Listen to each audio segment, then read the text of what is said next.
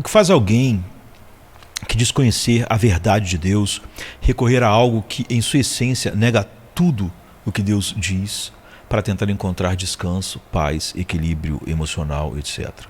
Como é tão comum nos nossos dias, no mundo e, infelizmente, na igreja. A incredulidade sobre a verdade de Deus e o abraçar filosofias e ideologias humanistas seculares não cai como um raio, não é? A apostasia funcional, que é quando alguém diz crer na Bíblia, mas vê o homem, a alma, o mundo, como as filosofias humanistas dizem e não como a Bíblia diz, isso não acontece durante uma noite ou de um dia para o outro. Os homens não acordam uma manhã e decidem arruinar suas vidas achando que a verdade não é suficiente para os dramas da alma, da vida e da morte. A incredulidade acontece como a erosão, como a água congelando lentamente, como uma tubulação que é corroída lentamente. O processo é quase imperceptível, os corações endurecem em milhões de minutos. Muitos punhos apertados, dentes cerrados, testa franzida contra a dor e agonia, perda e desapontamento. E parte do centro do mundo é essa realidade abrangente.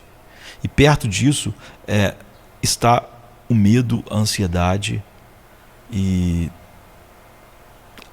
todos os medos dominantes dos nossos dias, não é? Então, a incredulidade de achar que a verdade de Deus pode ser boa, mas não suficiente, tem uma lógica trágica, autorrealizável. Não é? O medo gera medo, a ansiedade gera ansiedade. Então, nos arrastando contra outra dor, outro desapontamento, essa defensividade, não é, muito defensiva e reflexiva, quase garante o próximo desapontamento. Então, a autoproteção, a preocupação, a ansiedade não podem deixar de ver qualquer coisa e tudo o que não é esperado ou de acordo com o nosso plano, como algum tipo de micro ou macro agressão. Tudo está indo errado. Tudo está se afastando. Nada está acontecendo conforme o planejado. E rapidamente essa mentalidade aterradora e defensiva é projetada em todos e em tudo. Eu penso assim, portanto, todos os outros devem pensar assim também. Eu penso assim e, portanto, o mundo deve ser assim. Então, a Bíblia conta uma história a respeito disso. Sobre um rei, né? Um rei chamado Acais. Eu diria que ele Acais, o ansioso, se eu pudesse dar um nome para a história dele. Que tipo de homem queima seus próprios filhos no fogo? Que tipo de homem faz isso? Um homem aterrorizado, um homem escravizado pelo medo e ansiedade. Acais tornou-se rei de Judá quando tinha apenas 20 anos de idade. E todas as indicações são de que sua vida se caracterizava por medo e ansiedade, pavor e inseguranças maciças. Ele caminhou nos caminhos dos reis de Israel, a Bíblia diz. Ele criou imagens de metal, de baalins. Ele sacrificou e fez oferendas nos altos e nas colinas e sob todas as árvores verdes. Ele era paranoico, obcecado com o que as nações ao seu redor estavam fazendo e o perigo que isso representava para ele. O perigo que ele corria, não é? Eles o afligiram e ele se tornou obcecado com eles, com as nações e com o que poderia acontecer e como ele poderia ser derrotado e escravizado. E quando ele viu o altar de Tiglat-Pileser, rei da Assíria, em Damasco, ele ordenou que um altar igual fosse construído no templo em Jerusalém. E então ele começou a remodelar o monte do templo por causa do rei da Assíria, que ele tanto temia. Ele estava ansioso, ele estava obcecado, ele estava inseguro. E Crônicas diz que, em sua angústia, tornou-se ainda mais infiel para o Senhor, porque ele sacrificou aos deuses de Damasco, que o derrotou. Porque ele tinha uma lógica, né? Ele sacrificou aos deuses de Damasco porque ele foi derrotado em batalha. Então ele criou lá um altar para aqueles deuses porque ele disse: os deuses dos reis da Síria os ajudaram. Eu sacrificarei a eles para que possam me ajudar. Mas a Bíblia diz: mas eles foram a ruína dele e de todo Israel. 2 Crônicas 28, 22 e 23. Eventualmente, Acás fechou as portas do templo e só adorou outros deuses, fazendo ofertas em todos os lugares altos. A Bíblia diz que Acás juntou os utensílios do templo de Deus e os retirou de lá, trancou as portas do templo e do templo do Senhor, e ergueu altares em todas as esquinas de Jerusalém. Pense nisso. Em todas as esquinas de Jerusalém, há altares para vários deuses. 2 Crônicas 28 e 24. E assim ele mesmo ofereceu seus próprios filhos, queimando-os diante de Moloque. Tá? A Bíblia diz que queimou sacrifícios no vale de Ben-Hinom e chegou até a queimar seus filhos em sacrifício, imitando os costumes detestáveis das nações que o Senhor havia expulsado de diante dos israelitas. Então, essa lógica trágica e ansiosa é vista aqui, não é? Em que você acaba, na sua ansiedade, realizando o que você mais temia. O medo da perda, o medo da morte, o medo da dor, o medo do fracasso, o medo de perder o reino leva com que Acás provoque a perda, a morte, a dor e a destruição. Certamente, ele pensou que não havia outra maneira. Não é? Ele ficou preso. Não há mais nada que eu possa fazer. Medo sempre nos leva a apelar para outras sabedorias que não é de Deus. É por isso que a igreja hoje é inundada de humanismo secular. Porque o medo sempre leva a apelarmos para outras sabedorias, entre aspas, né? Que não é de Deus. Quantas vezes eu escuto as pessoas falarem: você não sabe o que é a noite da alma, não sabe como eu estou sofrendo, não sabe. Essa pessoa não tem nenhum argumento para defender o humanismo secular como sabedoria. Ela não tem nenhum argumento bíblico para o que ela diz, né? Nenhum argumento bíblico para o que diz, a não ser o seu próprio medo, ansiedade e angústia. Noite da alma. Não é? Ela não pode dizer: olha, eu estou agindo assim porque a Bíblia diz. Não, ela tem que dizer: olha, você não sabe o que eu estou passando. É por isso que eu estou largando o que Deus diz e estou abraçando o que o humanismo secular diz. Foi em um momento assim, quando o rei do Reino do Norte, né, Israel, e o rei da Síria se uniram para atacar Jerusalém, que Acás, é óbvio, ficou desesperado. E o coração de Acás e o coração do seu povo, a Bíblia diz, tremiam como as árvores da floresta diante do vento. Isaías 7:2. Pensem nisso, as árvores tremendo. É assim que o coração de Acás estava, ansioso, cheio de medo e deprimido. Isso não era um pensamento temeroso, prático, simplesmente, olha, nós temos que, isso é uma coisa séria. Não apenas uma pequena preocupação, era ansiedade, angústia e desespero. Esse foi um pânico praticado, estudado e praticado de novo. Era seu velho amigo, medo, ansiedade, aconselhando ele e ensinando o coração de Acás. E humanamente falando, não era algo completamente sem razão, ou seja, havia realmente inimigos poderosos. Anteriormente, esses dois reis haviam atingido Judá e mataram 120 mil homens de valor em um dia. Então imagine que você perder 120 mil homens valentes. Foi o que já tinha acontecido em 2 Crônicas 28:6. Você entende? Acás diz assim: eu sou ansioso, não consigo confiar em Deus, eu estou tentando achar respostas fora de Deus, porque a minha vida é muito difícil, eu vi 120 mil homens morrerem. Você entende? Quando você apela para algo que, olha, eu tenho razão por causa desse fato, Acás tinha fatos. Esse mundo é um lugar aterrorizante. Terror acontece, tragédia ataca. As coisas estão terrivelmente erradas. Como você pode não ter medo? Muitos cristãos fazem a mesma pergunta e abraçam caminhos de alívio tão absurdos quanto Acás, porque são caminhos, como o humanismo secular, que negam a verdade de Deus. Eles são aconselhados e ensinados pelo medo deles, pela ansiedade, pela noite da alma e não pela palavra de Deus. Eles são exatamente como Acás. Mas o que aconteceu com Acás e acontece conosco é que a verdade, ela insiste em aparecer.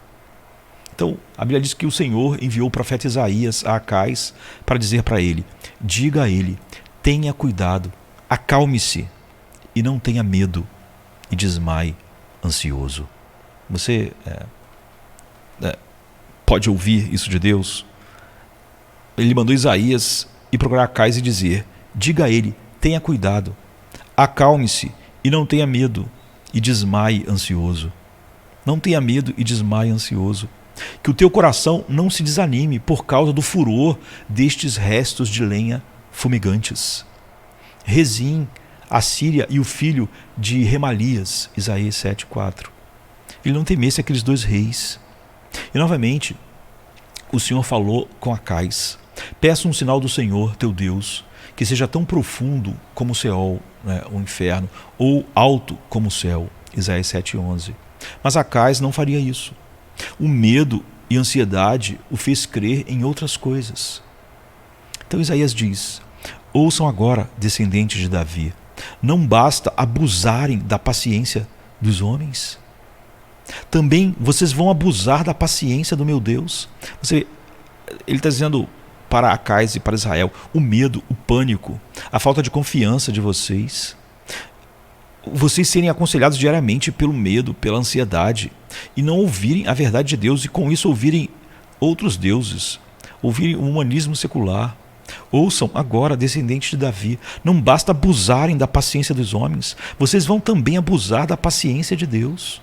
Isaías 7,13. Querido, creia. A ansiedade e medo faz isso.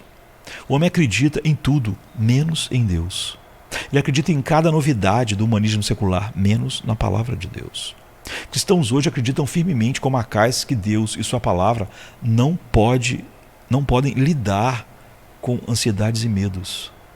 Acais, como esses cristãos, praticou sua incredulidade e ansiedade por muitos anos. Ele havia nutrido seus medos. Seu coração não podia ouvir a oferta do Senhor para confortá-lo. O que passou pela cabeça de Acais? Quem sabe?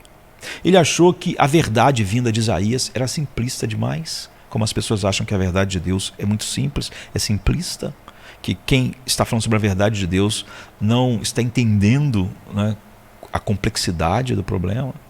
Ele achou o quê? Que Isaías não entendia sua angústia, seu medo, sua noite da alma, que não tinham morrido 120 mil homens. Como é que ele podia não estar apavorado com a ideia de que o rei da Síria e o rei de Israel se juntaram para atacá-lo?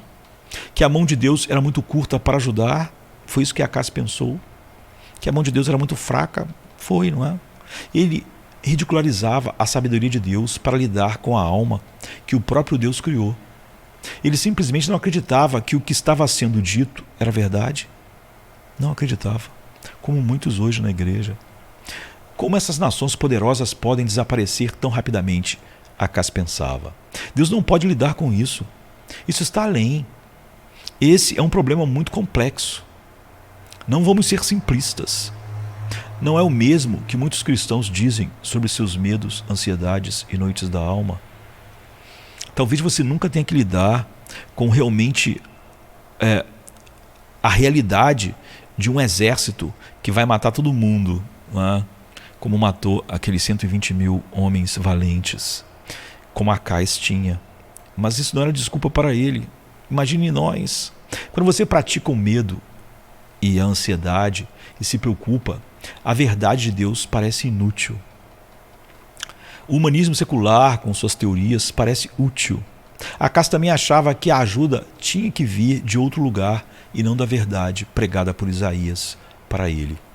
Isso ocorre porque o medo e a ansiedade eles funcionam em contrafacção, adulteração, deturpação, falsificação, imitação. Imitação falsificada da verdade para substituir a verdade em nossas mentes e corações. Isto é, mentiras que se passam como verdade, ou pelo menos a verdade que parece mais plausível para a mente natural. E se isso acontecer? A pessoa pergunta. Então, e se isso acontecer? Então, e se? E as perguntas, preocupações e medos e ansiedades rapidamente se aglomeram na mente. E conclusões e resultados falsos começam a surgir aparentemente cada vez mais prováveis de acontecer. Essa doença, a química do meu cérebro, esse problema no trabalho, essas crianças, meu casamento, meus pais, minhas contas. E nossas preocupações e medos são tomados como verdade. Nossas circunstâncias parecem realidades imutáveis. E quando a verdade vem, nós praticamos tanto os nossos medos, praticamos nossos medos tão diligentemente que somos agora impermeáveis à verdade. Nós praticamos nosso medo e nossa ansiedade. Então a verdade parece ridícula, estranha talvez até ofensiva, diante da realidade do meu medo e da minha ansiedade. E essa é a realidade de muitos que se dizem cristãos hoje. Mas Deus escolheu Acais, um homem perverso, um homem tolo, um homem endurecido, como o primeiro a ouvir sua solução para todo medo e toda ansiedade. Todo medo, todo pânico que hoje, inacreditavelmente, muitos que se dizem cristãos perderam esse sinal que primeiramente foi dado a Acais da solução de Deus, não é? E os cristãos perderam dizendo conhecer a realidade que foi primeiro ouvida pelo ouvido de Acais, quando medos, ansiedades, noites da alma caíram sobre ele. E o que Deus revelou a ele pela boca de Isaías naquele momento como a solução de todos os medos, ansiedades, pavores e noites da alma. Chega a ser irônico para quem se diz cristão hoje, a resposta de Deus para Acais, para ele lidar com o medo, a ansiedade, o pavor e viver uma vida de confiança, né, e paz em Deus. Eis o que o profeta Isaías diz ser a solução final para esse homem. O sinal para o qual, aquilo que ele devia olhar, que devia lidar com todas essas coisas. Isaías diz para ele: por isso o Senhor mesmo lhes dará um sinal. A virgem ficará grávida e dará à luz um filho, e o chamará Emanuel, Deus conosco. Isaías 7,14.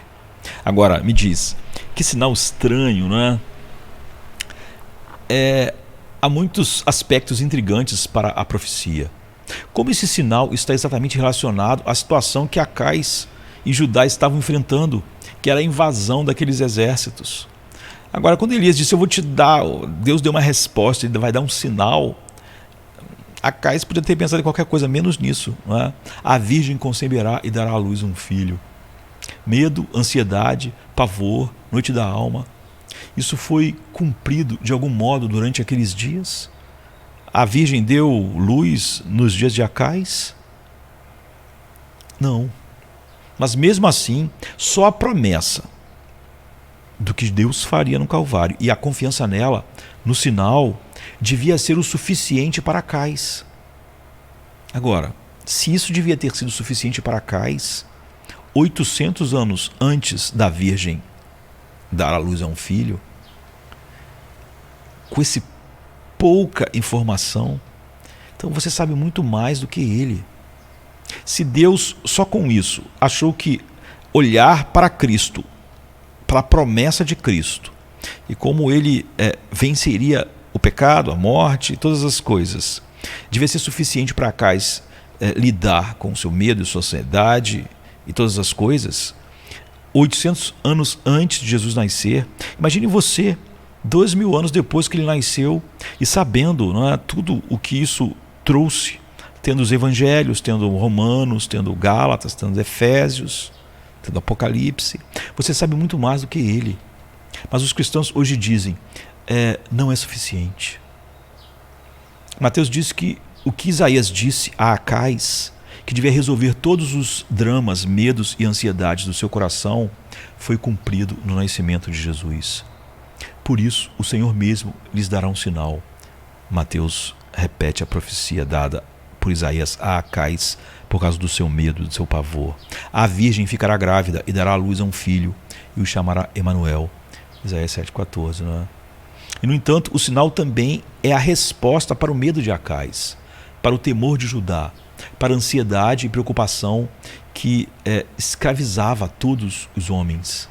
A solução não pode vir de nós, do humanismo secular, da filosofia secular, da psicologia secular. Não podemos nos livrar dessa situação. Não podemos nos curar. Não podemos nos consertar. Não podemos nos salvar. Não podemos nos proteger de todos os casos, de todas as ameaças ou da própria morte. Talvez o elemento mais insidioso do medo seja o orgulho oculto no seu núcleo.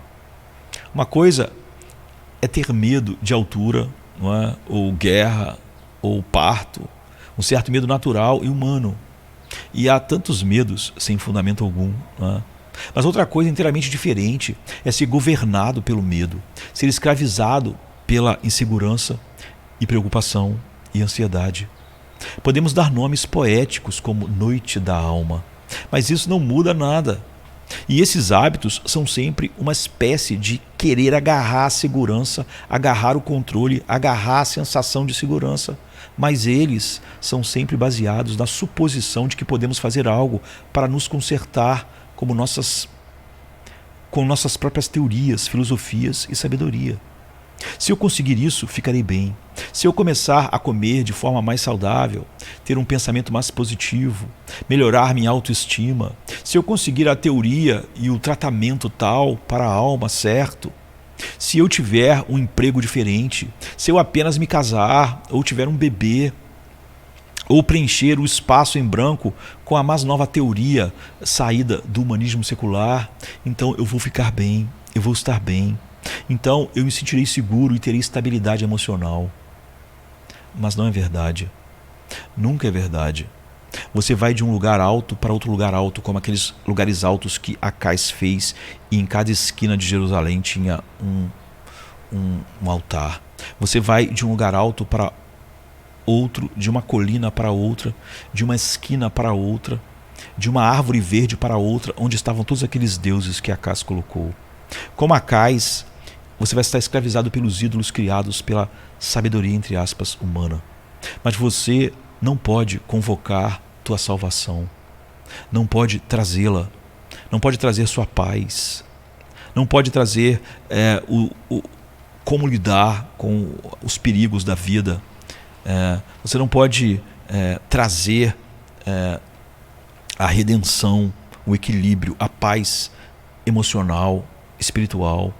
Você não pode encontrar um salvador no humanismo secular totalmente refratário a Deus e que tenta explicar o homem sem o seu Criador. Mais do que um deserto poderia produzir um jardim, ou uma virgem poder conceber uma criança. Você não pode, não pode. O humanismo secular não pode. Você, que se diz cristão, pode, como Acais, achar insuficiente. Mas o mesmo que foi dito a ele por Isaías é dito por Deus a você. Por isso o Senhor mesmo lhes dará um sinal. A virgem ficará grávida e dará à luz um filho e o chamará Emanuel. Dizendo que isso é suficiente para tudo na vida e na morte. Ele venceu aquele que tinha o domínio da morte, para que aqueles que viviam apavorados com a morte agora não fossem mais escravos. É o que Hebreus diz. Mas talvez, espero que não, você como Acais, que praticou sua incredulidade e ansiedade por tantos anos, que havia nutrido seus medos, não é? Como Acais, e seu coração não podia ouvir a oferta de Emanuel. Ele achou simplista. Ele achou que Isaías não entendia nada, não é? Da noite da alma dele, Acais. Então o seu coração não podia ouvir, o coração de Acais, a oferta de Emanuel como suficiente para confortá-lo. Mas se você crê como Acais, seja honesto e não diga que é cristão. Ou pior, não tente misturar filosofias humanistas com a verdade como Acais fez, misturando todos aqueles ídolos, todos aqueles deuses, sacrificando a eles, ao mesmo tempo que dizia que era o rei do povo de Deus, parte do povo de Deus. Pelo menos Acais ficou, em determinado momento, ele ficou só com os Baalins. Chegou uma hora que ele não tentou mais misturar os Baalins com a Arca da Aliança. Paulo diz com Isaías por causa do Emanuel: Não andem ansiosos por coisa alguma, mas em tudo, pela oração e súplicas, e com ações de graças, apresentem seus pedidos a Deus. E a paz de Deus, que excede todo entendimento, guardará os seus corações e as suas mentes em Cristo Jesus. Filipenses 4, 6 e 7. Dar graças a Deus por tudo que Ele é para nós em Cristo, Emanuel. É como a paz de Deus nos protege. É como a paz de Deus protege nossos corações e mentes. Vemos o que acaso não pôde. Deus está conosco. Deus, Emanuel. Por isso, o Senhor mesmo lhes dará um sinal. A virgem ficará grávida e dará à luz um filho, e o chamará Emanuel. Isaías 7,14. Esse foi o sinal para Acais, e sua resposta deveria ter sido louvor e adoração. E então descanso em Deus. Devia ter sido ações de graças. Deus prometeu estar com Acais. O Acais malicioso, ansioso, o Acais cheio de dúvidas. Ele prometeu ser Emanuel, mas Acais não conseguiu ouvi-lo. Ele não iria ouvir isso. Seu coração era duro em sua ansiedade e medo e noite da alma. Ele tinha praticado a ansiedade e o medo e a incredulidade durante tempo demais.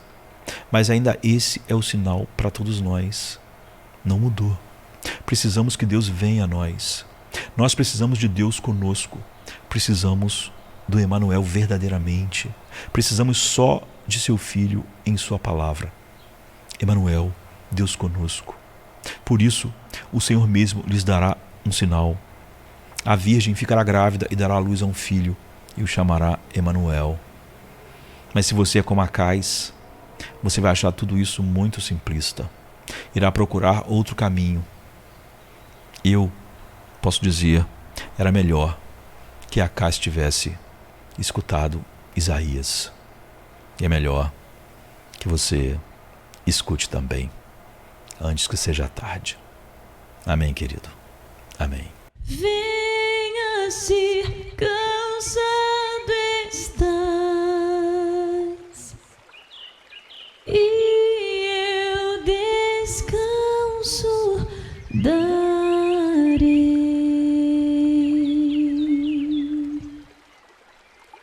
Tu descansarás.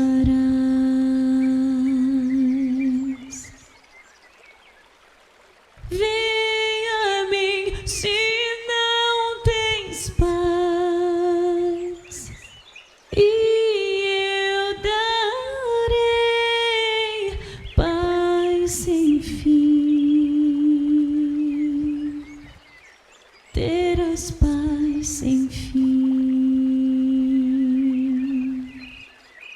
O meu jugo é leve, o meu fardo graça dá. Tome tua cruz, te darei a